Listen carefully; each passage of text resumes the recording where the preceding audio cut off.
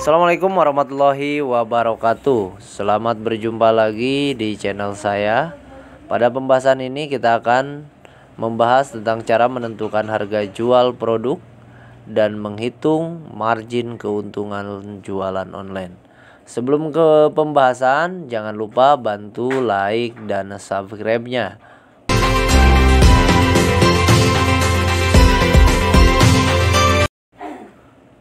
Dan apabila ada pertanyaan seputar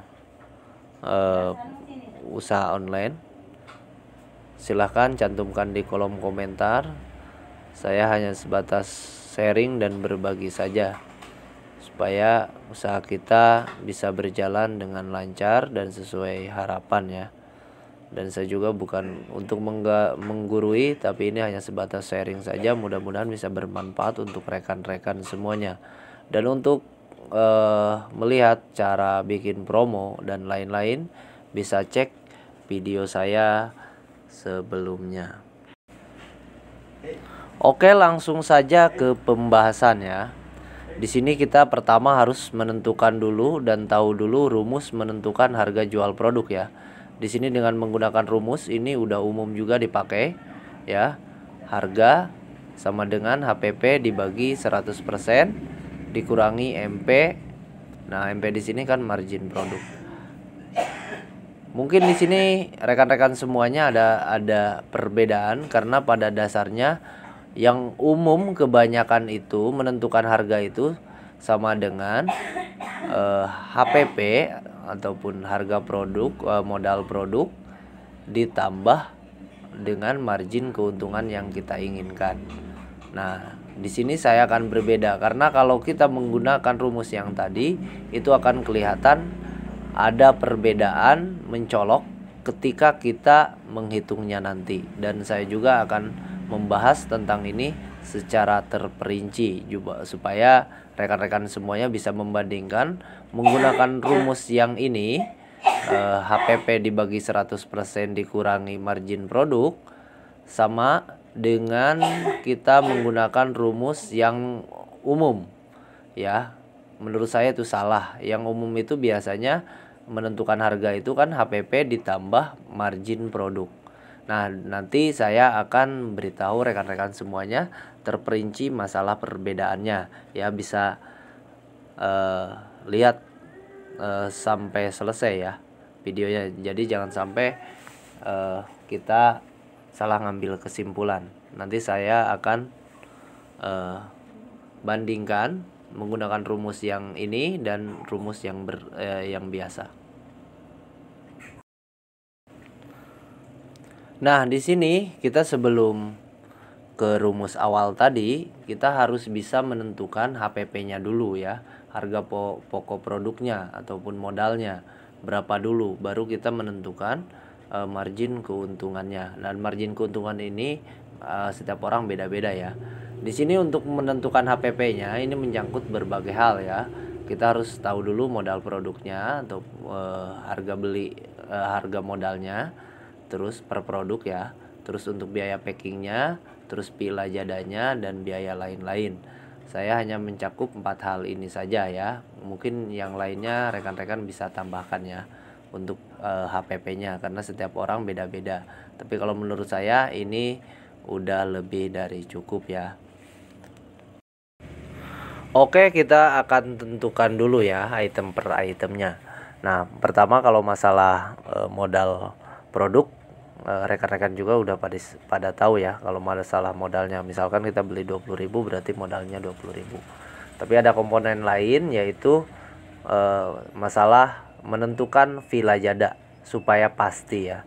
Nah, di sini saya pakai tabel mengambil laporan keuangan harian ya di Lajada, supaya kita tepat cara menghitungnya.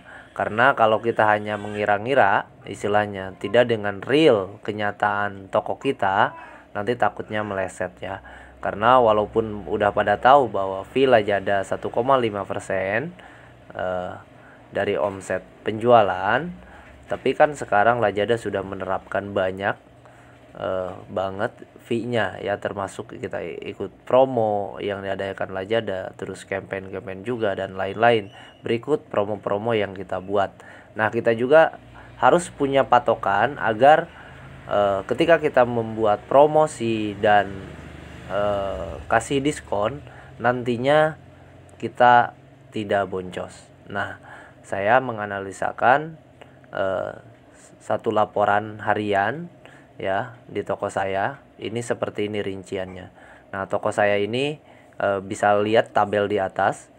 Saya hampir mengikuti program yang ada di Lazada, mulai dari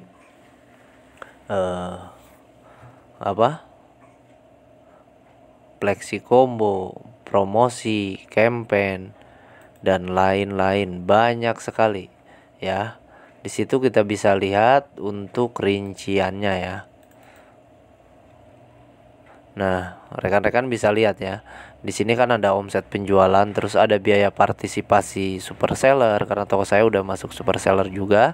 Terus di sini juga ada biaya-biaya Lazada, terus di sini juga biaya marketing. Nah, di sini juga banyak, mulai dari flexi combo, afiliasi bersponsor, promosi voucher, dan free shipping Mac ya. Di sini kayaknya pengeluaran untuk promosi berbayar tidak termasuk ya. Makanya itu bisa jadi alternatif rekan-rekan untuk bahan perhatian untuk menghitungnya ke depannya ya. Nah, di sini kita bisa lihat ya. Di situ kita coba cara menghitungnya ya. Nah, untuk menentukan fee Lazada secara global ya, ini supaya kita rangkap saja dari laporan pendapatan kita selama 1 hari yang udah masuk, ini saldonya ya, saldo yang sudah masuk. Kita akan tarik berapa sih persentase yang kena fee-nya dari Lazada ya. Jangan sampai kita salah menentukan. Jadi kita hanya terpaku di angka 1,5%, sedangkan kedepannya kan banyak juga promo-promo yang diikuti dan ada fee-nya potongannya ya. Nah, di sini kita bisa lihat ya, toko saya ini 1 hari.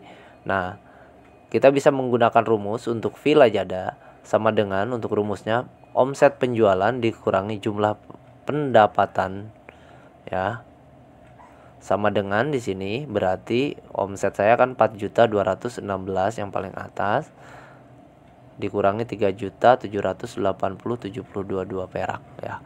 Berarti fee-nya kenanya di angka 435.764 rupiah ya. Nah, supaya kita kena ke persentase, berapa sih persentase yang kita dapat nih, ketika tinggal kita rubah saja ke persentase ya, supaya kita gampang menentukan nantinya ya. Di sini tinggal untuk menentukan persentase gampang, fee Lazada yang tadi dibagi omset penjualan dikali 100 ya, dan keluar di angka 10,3%. Nah, bagi saya istilahnya di sini kan tadi fee Lazadanya 435.764 dibagi omset penjualannya 4.216.486 kali 100, hasilnya 10,3%. Nah, untuk antisipasi saya biasanya menaikkan di angka 12% untuk fee-nya, karena dikhawatirkan kedepannya ada kenaikan fee lagi ya. Ini sebatas bahan alternatif saja supaya kita untuk antisipasi bila mana kedepannya ada perubahan masalah fee ya. Nah, udah dibikin, kita patok di angka 12%. Nah, dan selanjutnya kita akan menentukan masalah biaya packing ya. Di sini saya biasanya menggunakan rumus untuk mencari persentasenya berapa sih biaya packing pengeluaran kita. Ini packing itu udah termasuk kardus, bubble, lakban, terus karyawan juga ya.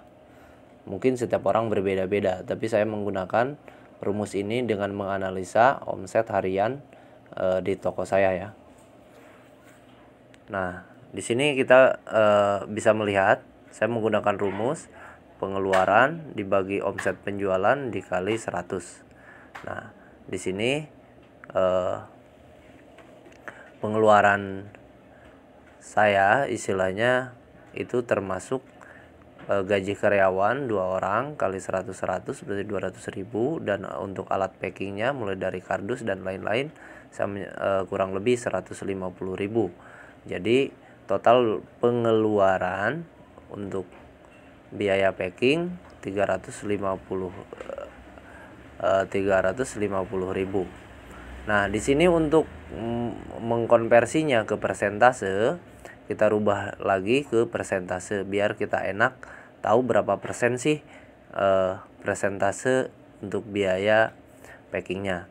Nah, di sini untuk rumusnya tadi yaitu pengeluaran dibagi omset penjualan kali 100, yaitu pengeluarannya 350.000 per hari dibagi omset satu hari. Ini omset yang real ya, sesuai tabel yang di atas saya contohkan. Itu laporan harian yang saldo udah masuk. Itu 4.216.486 perak kali 100 keluar di angka 8,3. Nah, sama juga seperti tadi, seperti fee. Saya biasanya untuk antisipasi ada kenaikan pengeluaran, saya biasa naikkan di angka 10%. Nah, seperti itu. Dan selanjutnya, nah inilah contoh setelah kita tahu bahwa modal produk, terus fee lajada, biaya packing, terus saya juga mencantumkan biaya lain-lain tadi ya.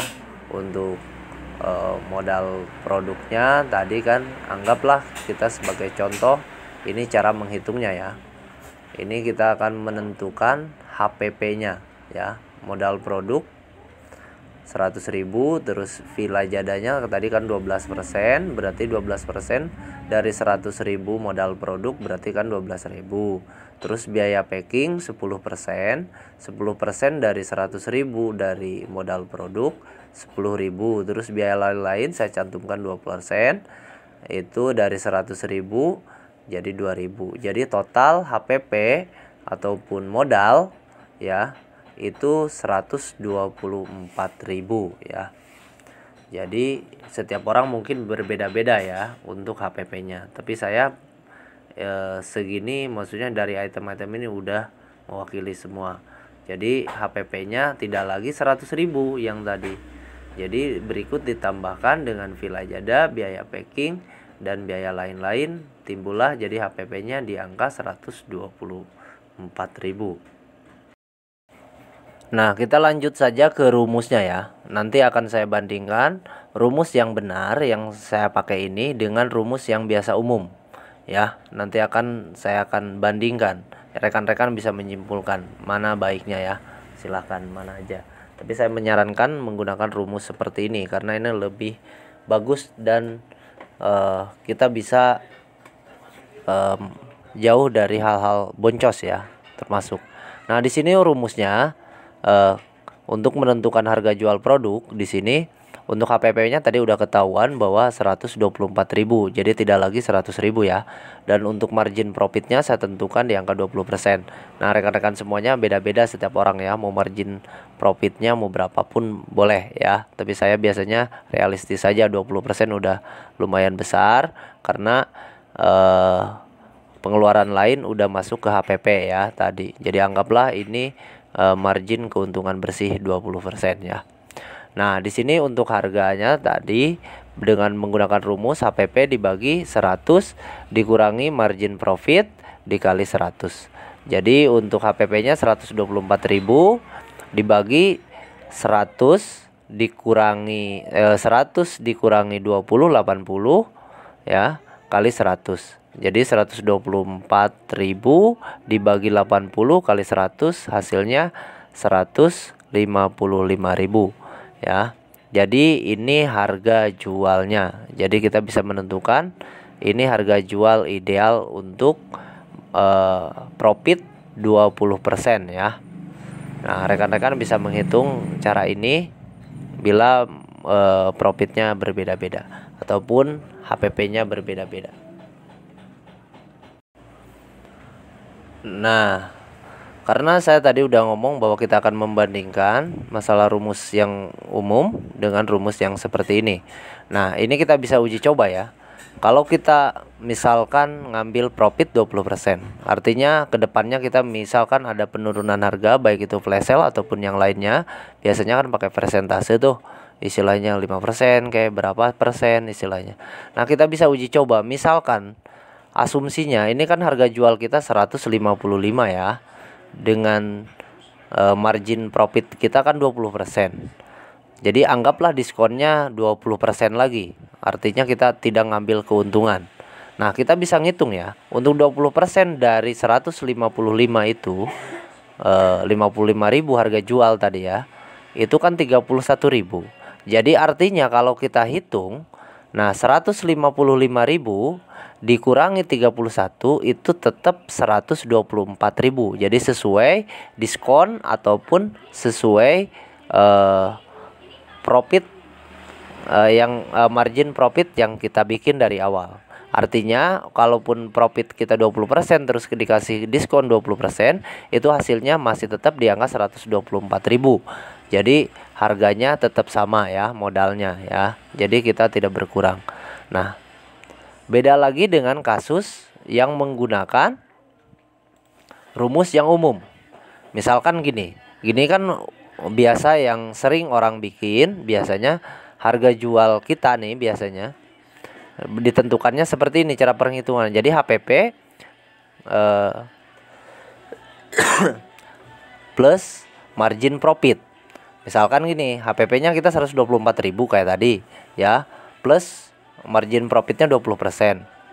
Nah, di sini kan margin profit dari 20% dari 124.000 kan 24.800 ya. Nah, di sini berarti tinggal kita tambahkan saja 124.000 tambah 24.800 sama dengan harga jualnya 148.800. Sedangkan menggunakan perhitungan yang awal tadi bahwa harga jual itu kena, kalau kita ngambil profit 20% itu kena di angka 155. Tapi ini berbeda hasilnya, kok 148.800. Nah, kita bisa uji bahwa rumus ini sangat salah sekali, nanti akan boncos ini hasilnya. Nah, kita bisa uji coba di kasus seperti tadi kita uji cobanya. Tadi kan udah di rumus yang pertama kita udah coba pakai diskon 20% karena profitnya di angka 20%. Nah, ini juga kita akan coba diskon lagi, dikasih diskon misalkan 20%. Ini sebagai contoh ya, bukan diskon beneran. Jadi sebagai contoh bahwa perhitungan kita harus benar-benar benar ya. Di sini. Nah, kita bisa lihat untuk HPP, untuk modal barang kita kan tadi 124.000 ya. Nah, harga jual kita menggunakan rumus yang terakhir ini, yang menurut saya ini salah rumusnya. Nah, itu kan 148.800 dan kita misalkan kasih diskon 20% sesuai margin profit kita. Jadi 20% dari 148.800 itu kan kenanya di angka 29.760 perak ya untuk diskonnya. Nah, di sini kita bisa lihat 148.800 dikurangi 29.760 itu kenanya di angka 119.040 rupiah. Sedangkan di sini harga barang kita atau modal kita atau HPP kita awalnya kan 124.000. Dikasih margin profit 20%, jadi harga jualnya 148.800.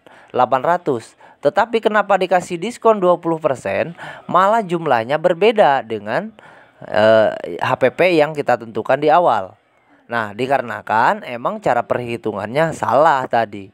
Makanya saya menyarankan menggunakan rumus yang tadi yang saya terangkan di awal. Kalau menggunakan rumus yang seperti ini, yang seperti saya sampaikan tadi, bahwa itu akan rawan boncos sekali. Ya, walaupun HPP-nya udah dimasukin sama kita ya. Masalahnya gini, kalau suatu saat kita akan kasih diskon 5%, 10%, artinya kan kalau kita benar cara menghitungnya seperti perhitungan awal saya tadi, itu kalau kita ngasih diskon 5%, toh kita punya untung 15%, dan kita bisa kali untung 15% berapa. Tapi kalau kita menggunakan rumus yang seperti ini, seperti contoh-contoh yang terakhir ini akan jauh berbeda. Kemungkinan boncos itu ada, ya. Supaya rekan-rekan semuanya paham bahwa jangan sampai menggunakan rumus seperti ini. Gunakan saja rumus yang awal tadi saya bikin, itu lebih efektif, ya. Bisa dicatat untuk rumus-rumusnya untuk rekan-rekan semuanya, ya. Nah, mungkin itu saja untuk pembahasan kali ini. Mudah-mudahan rekan-rekan semuanya apa yang saya sampaikan bisa bermanfaat, dan ini sebatas sharing saja. Mudah-mudahan ada berkahnya untuk kita semua. Dan jangan lupa bantu like dan subscribe-nya, share-nya juga perlu ya rekan-rekan semuanya. Dan untuk cara-cara membuat promosi di Lazada dan upload produk juga dan hal-hal yang lain, bisa cek video saya sebelumnya. Mungkin itu saja. Wassalamualaikum warahmatullahi wabarakatuh.